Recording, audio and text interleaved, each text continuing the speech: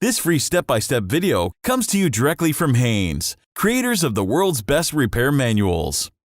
Fix your car or truck the right way with our accurate and reliable information at your side. You can complete more than 200 jobs on this vehicle when you purchase the complete online manual at Haynes.com. Air filter. Open the door and pull the hood release lever located just above the driver's side kick panel. Slide the hood safety latch to the left, then raise the hood upwards. Release the hood prop rod from the clip on the right side of the engine compartment and place the prop rod into its slot in the hood. Release the spring clips that keep the two halves of the air filter housing together, then pull the cover away.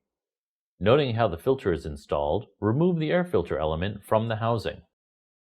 Clean out the air filter housing before installing the filter. Install the filter into the housing, making sure it is seated evenly.